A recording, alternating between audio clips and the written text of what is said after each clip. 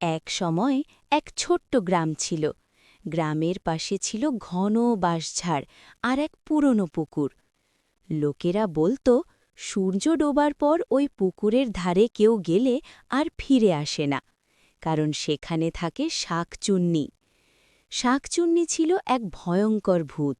তার চুল এলোমেলো, চোখ লাল আর গলায় ঝুলে থাকত সাদা শাড়ি। তবে দিনের বেলায় সে নিজেকে খুব সুন্দরী মেয়ের মতো সাজিয়ে রাখত। এক রাতে গ্রামের এক দরিদ্র যুবক, নাম ছিল রমেশ, সে কাজ সেরে বাড়ি ফিরছিল। হঠাৎ পুকুর পাড়ে এক কান্নার শব্দ শুনে সে থেমে গেল। কে সেখানে? রমেশ ডাকল। এক সুন্দরী মেয়ে বলল, ভাই, আমি পথ হারিয়েছি, একটু বাড়ি পৌঁছে দেবে? রমেশ বুঝে গেল এ নিশ্চয় শাকচুন্নি, কারণ গ্রামের বুড়োরা বলেছিল শাকচুন্নির পা উল্টো দিকে থাকে। রমেশ চুপি চুপি মেয়েটার পায়ের দিকে তাকাল। সত্যি, পা দুটো উল্টো। সে বুদ্ধি করে বলল, চলো আগেই গাছের নিচে একটু বিশ্রাম নিই। রমেশ তখন গাছের ডালে উঠে পড়ল। হঠাৎ মেয়েটার রূপ বদলে গেল।